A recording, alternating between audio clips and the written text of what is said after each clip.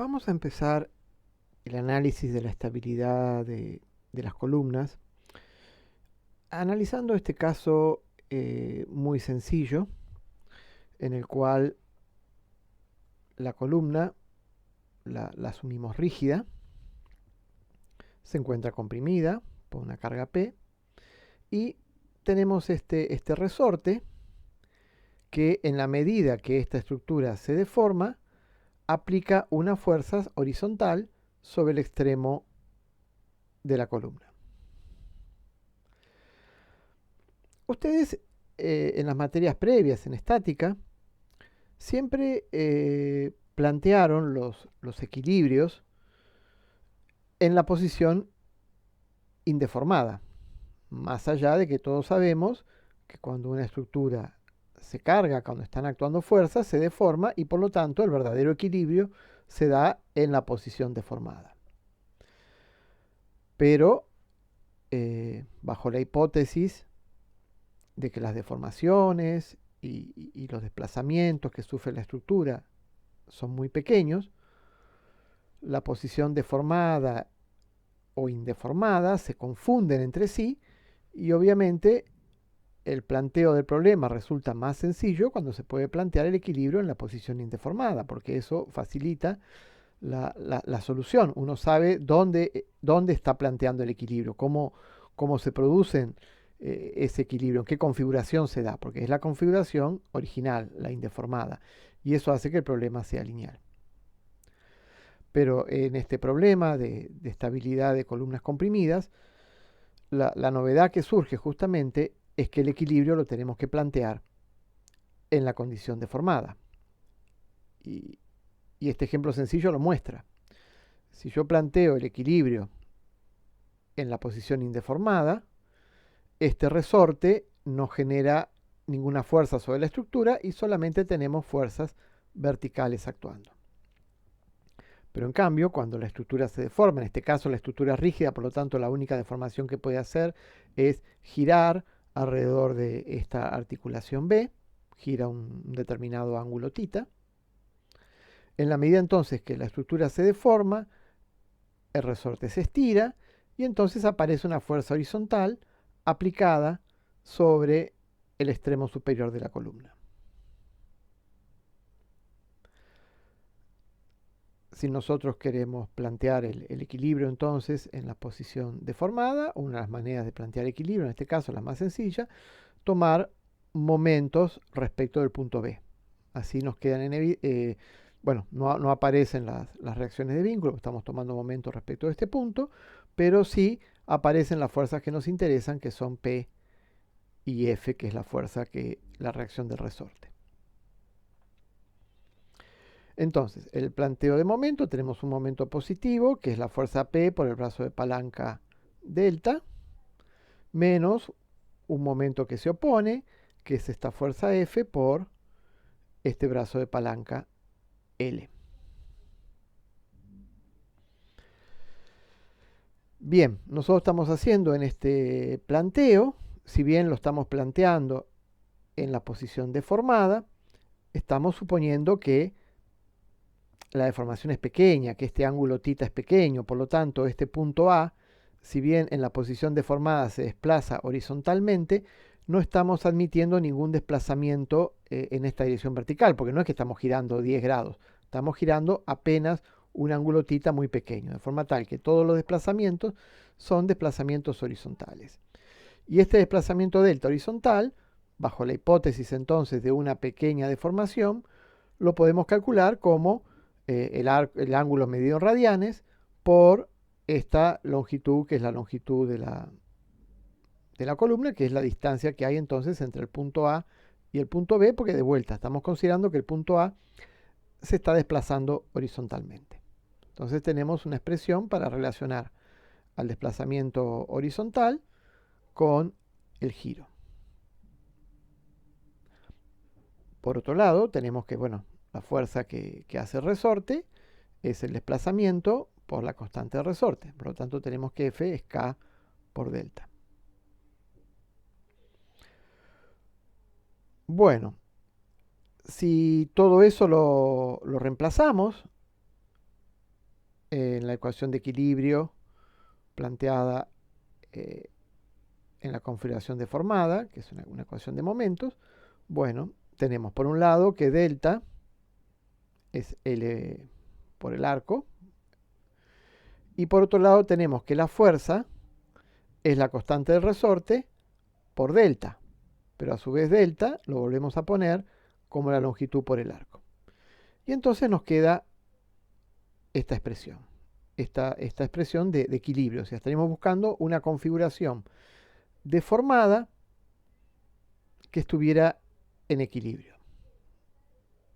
Y esto para una deformación que no es cualquiera, sino una pequeña deformación θ. En esas circunstancias, lo que podemos ver es que L por θ, o sea, delta, lo podemos simplificar y estamos obteniendo entonces que, que cuando la carga P tiene un determinado valor, un valor específico que es K por L, esta ecuación se satisface para todo valor de delta siempre y cuando delta sea pequeño. O sea, lo que nos está planteando es que hay un valor, dada la constante de resorte como dato, obviamente, hay un valor de la carga P, que justamente se llama valor crítico y vale K por la longitud de la barra, que es aquel valor de carga para el cual se puede mantener una situación de equilibrio en una posición deformada. Y a ese valor se lo llama valor crítico y empezamos a hablar del concepto de un equilibrio neutro. O sea, es como que encontramos que hay una serie de posiciones, porque hay diferentes valores de θ o de delta, siempre y cuando sean pequeños, para los cuales se mantendría una situación de equilibrio cuando la carga vale exactamente ese valor crítico.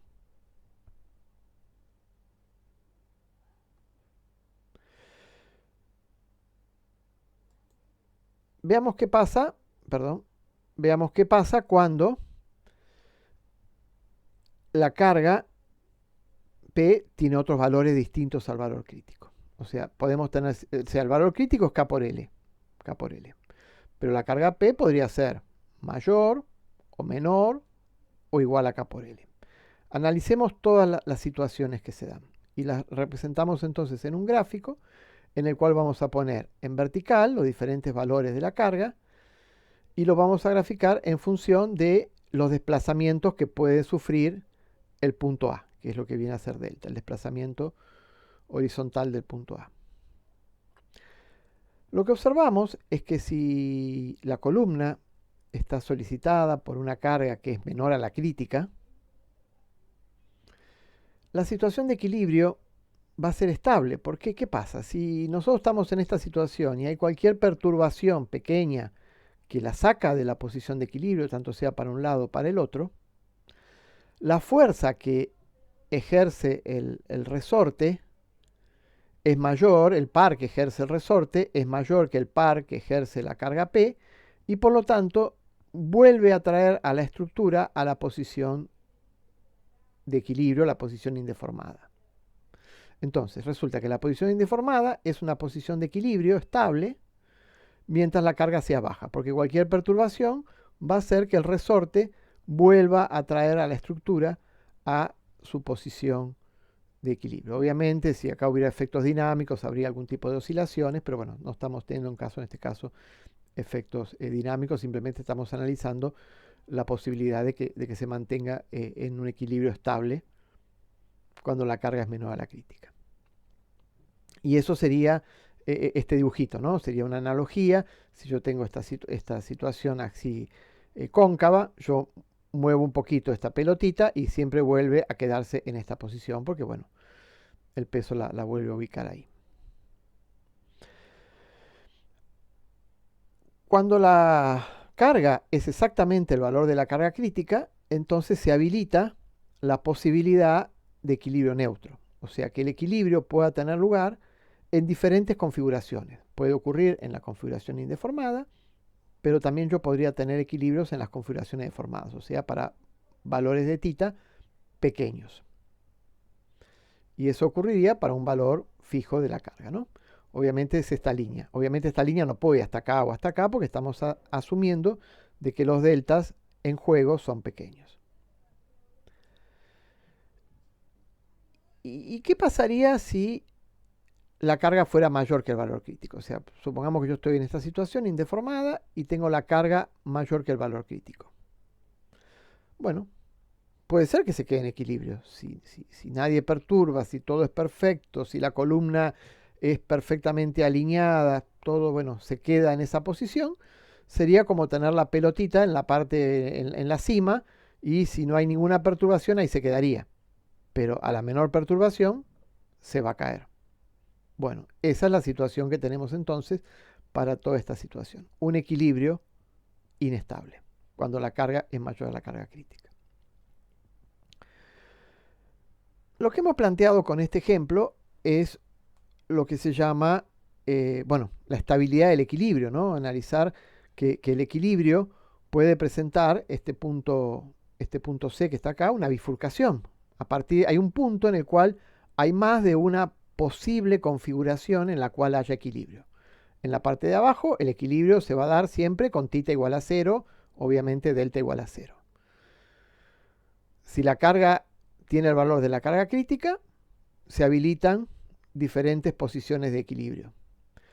Y si la carga es superior, bueno, esas posiciones de equilibrio no van a ser estables, por lo cual no podemos pensar que esta es una situación en la cual podemos permanecer, digamos. Mientras que las de abajo sí, acá podemos permanecer en esta situación de equilibrio estable y acá podríamos permanecer en esa situación de equilibrio neutro mientras los θ sean pequeños. Claro, la diferencia que hay entre este caso tan sencillo y una columna real es el hecho de que acá estamos asumiendo la columna rígida. Vamos entonces a analizar qué pasaría en una situación donde esta columna que se encuentra comprimida puede, bueno, acortarse, pero también puede sufrir deformaciones laterales, o sea, puede flexionarse. Entonces sería este el esquema de análisis. Seguimos manteniendo una estructura articulada, pero aquí tenemos un dispositivo que me permite que el punto A solamente tenga desplazamientos verticales. Estamos cambiando un poco el problema respecto al anterior, donde había la posibilidad de que el punto A tuviera un desplazamiento horizontal. Acá no, acá el punto A no tiene desplazamiento horizontal, pero los que sí pasan a tener desplazamientos horizontales pasan a ser todos estos, justamente en función de la deformación que puede tener la estructura. De vuelta, el análisis en este caso pasa por plantear el equilibrio en la posición deformada, o sea, tenemos que plantear el equilibrio acá. Bueno, tenemos nuestras coordenadas, X, Y, B corta serían entonces los desplazamientos horizontales. Y para plantear el equilibrio tenemos que poner en evidencia los esfuerzos internos que hay. En este caso, los esfuerzos internos son un esfuerzo de compresión y un momento flector. Bien, nosotros para plantear esta figura de análisis, este diagrama de cuerpo libre que estamos planteando, al momento flexor, o a este par, lo estamos poniendo representando una situación de momento flector positivo, ¿no?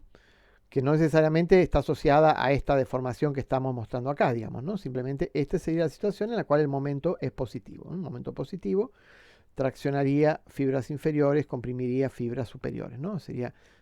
Estas fibras serían las inferiores traccionadas, las superiores comprimidas, si estamos viendo esto como la dirección positiva en este sentido.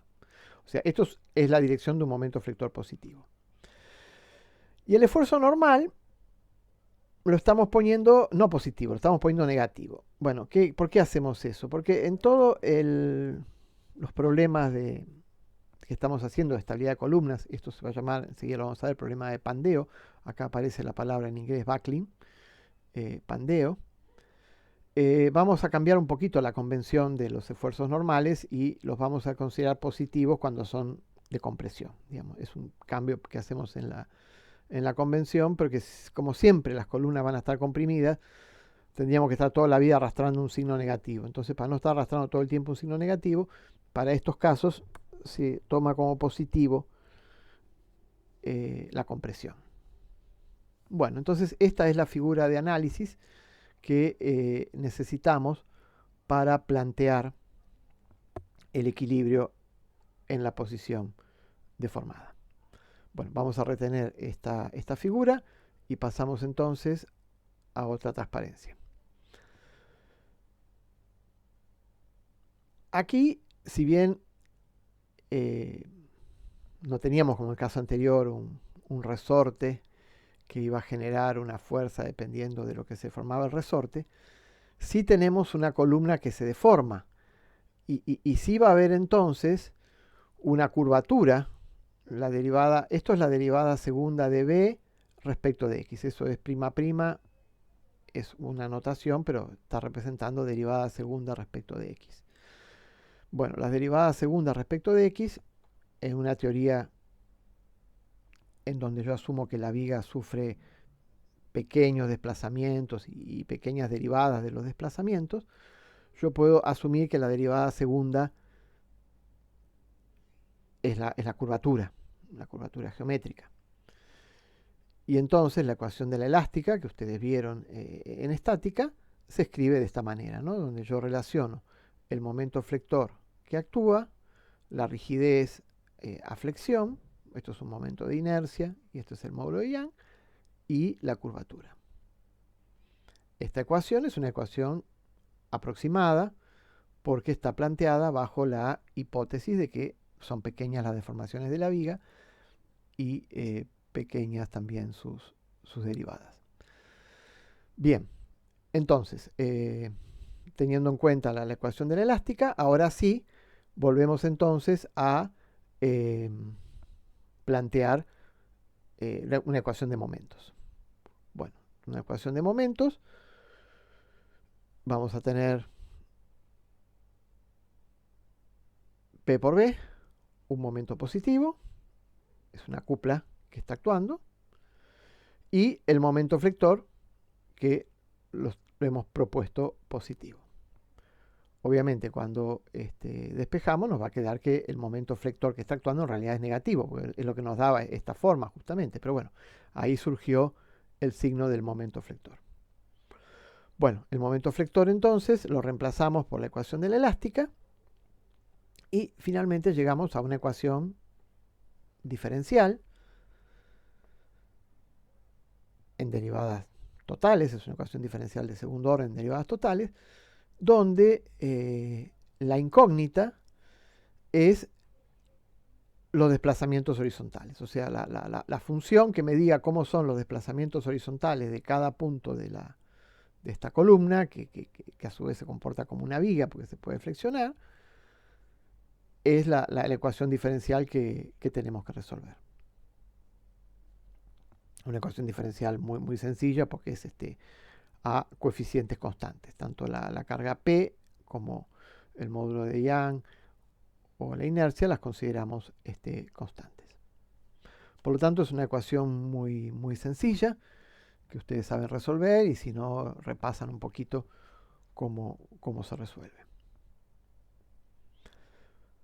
Bueno, siguiendo entonces con la ecuación, lo que hacemos es acomodar simplemente todas las constantes que aparecen en la ecuación y las reemplazamos por un número k que lo ponemos al cuadrado para, bueno, enfatizar de que todas estas son magnitudes positivas, ¿no? Y acá justamente estuvo en juego la convención que hicimos de que a compresión la carga la considerábamos positiva.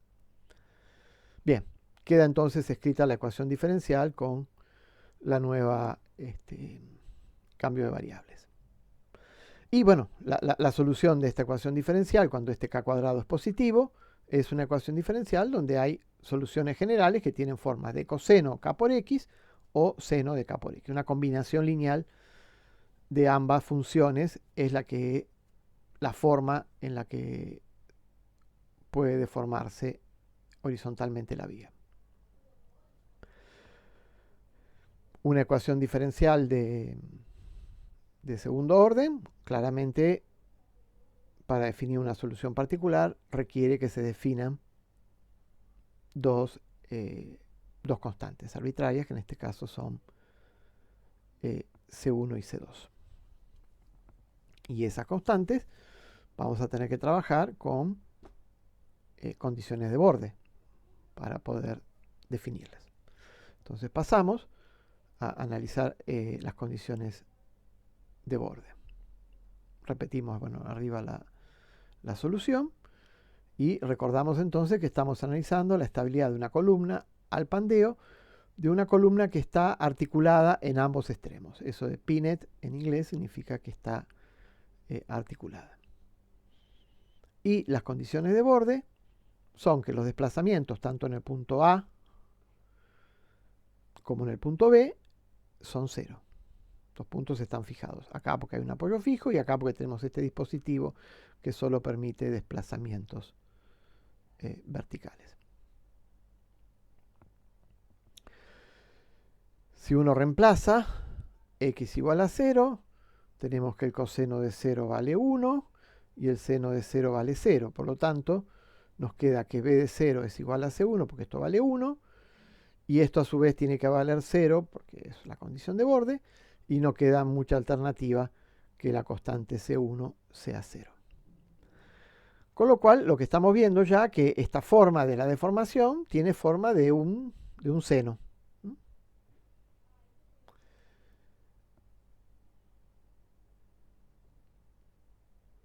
Y ahora lo que tenemos que analizar es, bueno, cómo imponemos la segunda condición de borde.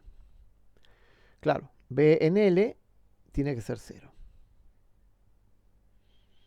Si yo acá vuelvo a poner que C2 es 0, me quedé sin solución, porque la única posibilidad sería 0, 0, la única posibilidad de deformación sería que B no se deformara, o sea, sería la situación del equilibrio en la posición indeformada, la columna derecha, sin deformación. Pero eso para el estudio que queremos hacer no nos sirve de nada, justamente nosotros lo que queremos analizar es, bueno, cómo se deforma y justamente queremos hacer algo equivalente a lo que hicimos en el caso anterior, ver si existe algún perfil de deformación en el cual se puede encontrar un equilibrio indiferente. Y eso es justamente lo que hacemos aquí, porque decimos que los desplazamientos en L horizontales tienen que ser nulos, este C2 lo vamos a dejar libre, y entonces lo que tenemos que anular es el seno de K por L. Para que el seno se anule, la única posibilidad es que el producto K por L sea una cantidad entera de veces de pi, para poder asegurarnos entonces que tenemos un 0 acá.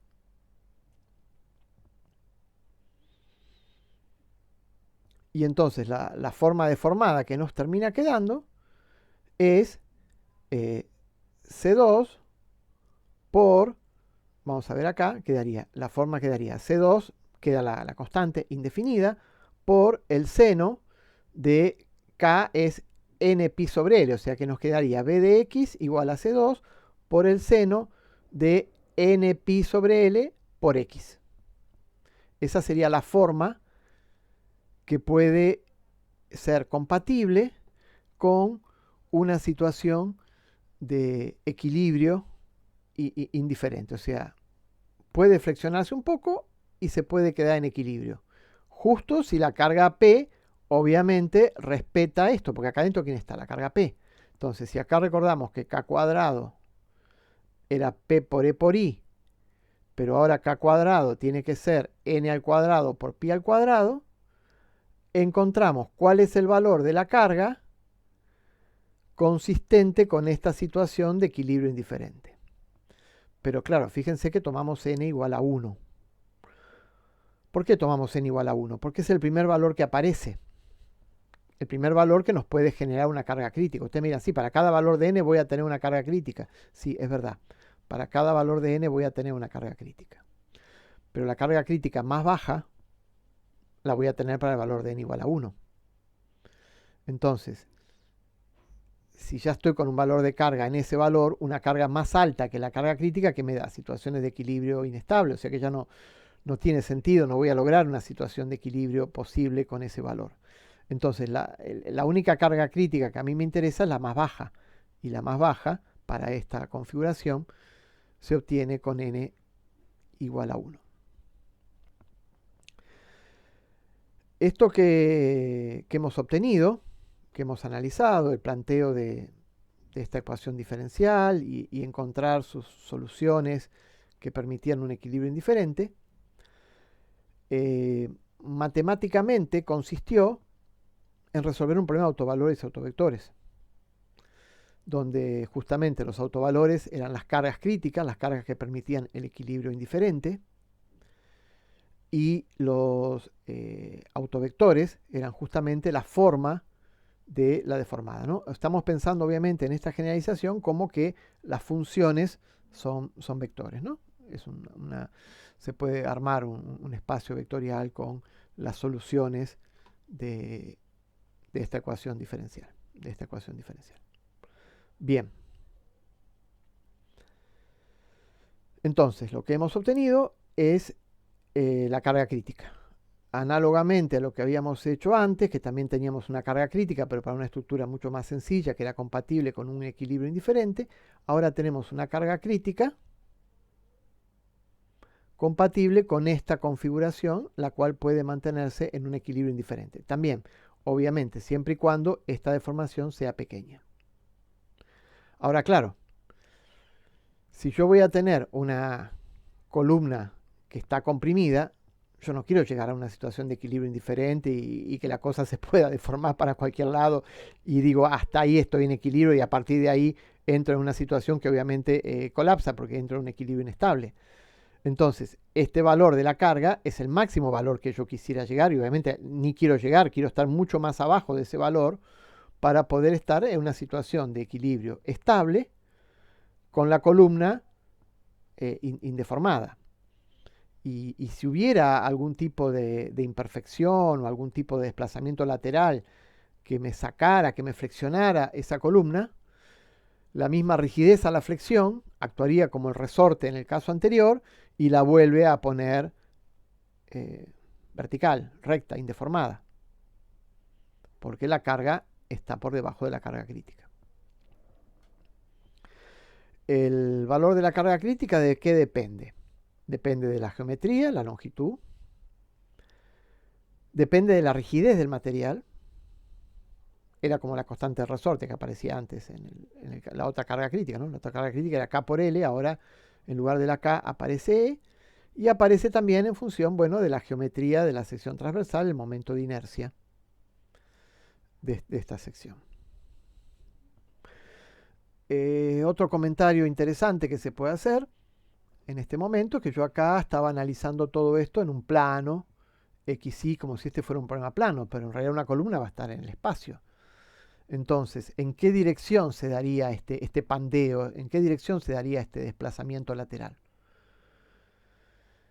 Bueno, si la columna fuera circular y el momento de inercia fuera el mismo para cualquier eje, y bueno, el desplazamiento se podría dar en cualquier dirección. Cualquier dirección serviría porque hay simetría de revolución, no pasa nada. Pero si yo tengo una sección transversal que es rectangular, y según el plano que analice, voy a tener diferentes momentos de inercia involucrados en el problema de flexión. Entonces resulta que voy a tener distintas cargas críticas. ¿Y cuál va a ser la carga crítica que me va a importar? Y al igual que el análisis que hicimos cuando hablábamos acá de los valores de n, me va a importar aquella carga crítica que se dé en la orientación para la cual el momento de inercia involucrado en la flexión lateral sea el menor. Entonces eso es un tema que ustedes van a tener que tener en cuenta cuando hagan ejercicios, cuando las secciones no tengan simetría de revolución, analizar en qué dirección se puede producir el pandeo y cuál es y en qué dirección se da la carga crítica, ¿no? Porque la menor carga crítica es la que tengo que tomar como carga crítica, porque después de ese valor, si ya se llegó ahí, ya la estructura entró en un colapso, digamos, ¿no? Bien. Bueno, estos son más o menos los comentarios generales que se pueden hacer sobre esta carga crítica. Toda esta teoría que hemos hecho bajo hipótesis que las podemos repasar. Las hipótesis, obviamente, un material elástico lineal, porque estamos trabajando con el módulo de Young. Una hipótesis, bueno, de que había pequeñas deformaciones, por lo tanto, valía esta fórmula para la curvatura. Y una hipótesis de que la columna era perfectamente alineada, o sea, su eje era perfecto, su eje era una línea recta que se podía deformar, pero en la posición indeformada era perfecto. Bueno, esas son fundamentalmente las hipótesis para las cuales entonces uno puede decir que este es el valor del cálculo de la carga crítica. Y esta teoría es muy antigua, es del siglo XVIII y Euler fue uno de los matemáticos que trabajó en esta teoría, por lo tanto esta fórmula se la llama fórmula de Euler. Bien, antes de terminar, un comentario de qué pasaría, por ejemplo, con otros modos de pandeo, otras formas de deformarse y estar también en una situación de equilibrio indiferente. Bueno, si yo tengo una situación donde los apoyos están en estos dos puntos, alcanzada esta forma, que sería la de un seno aquí, ya llegamos a la carga crítica, que es lo que vimos recién. Pero si este punto estuviera imposibilitado de desplazarse, porque acá habría una articulación, este modo de pandeo no se puede materializar, porque no se puede desplazar, entonces no se puede lograr un equilibrio indiferente en esta situación. Entonces el primer autovalor, la primera carga crítica, la que corresponde a n igual a 1, si bien tiene sentido matemático, no puede generar una situación de deformación en la que haya equilibrio indiferente, porque la deformación no se puede dar, porque este punto está restringido. Entonces, ¿cuál sería la situación, el autovector, digamos, la situación en la que, la forma deformada en la que sí se puede dar un equilibrio indiferente?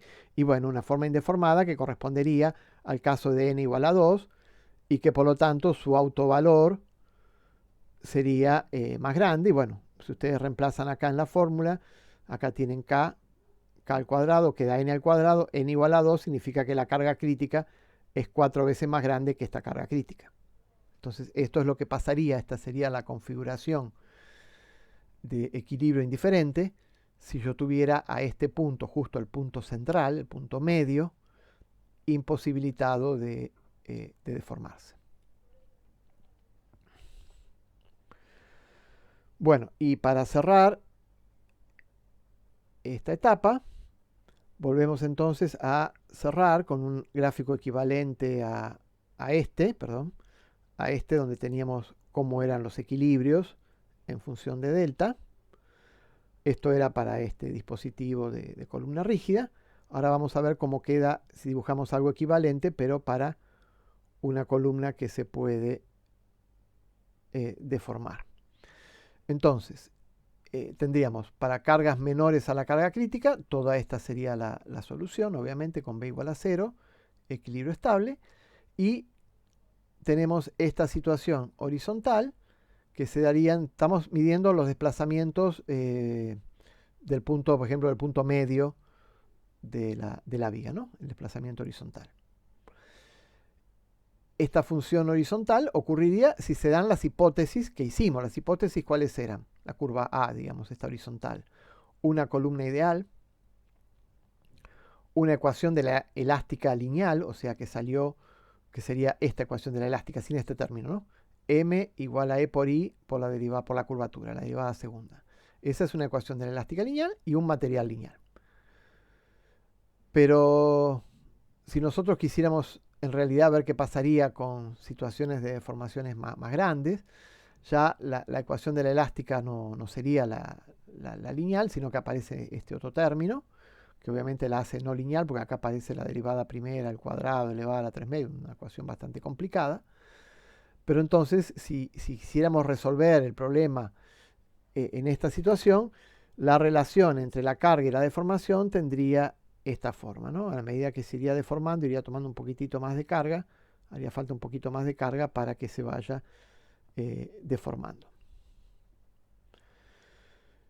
Mientras que la situación está A, donde hay unas situaciones de equilibrios indiferentes, digamos, infinitas situaciones con una carga crítica, se da bajo la hipótesis de simplificaciones, ¿no? Todo lineal, pequeñas deformaciones. O sea que en realidad esta forma horizontal en un tramo pequeñito acá. Si ya tuviera en cuenta deformaciones más grandes, ya no tendría una situación de equilibrio indiferente, sino distintas situaciones de equilibrio que se van dando con distintos valores de la carga y B.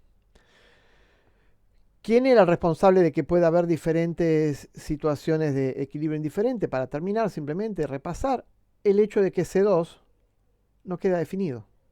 C2 es una constante arbitraria que puede tomar cualquier valor y por lo tanto el desplazamiento del punto central puede estar arbitrario, indefinido, obviamente. Siempre tiene que ser pequeño. Y asociado a eso entonces tenemos la carga crítica.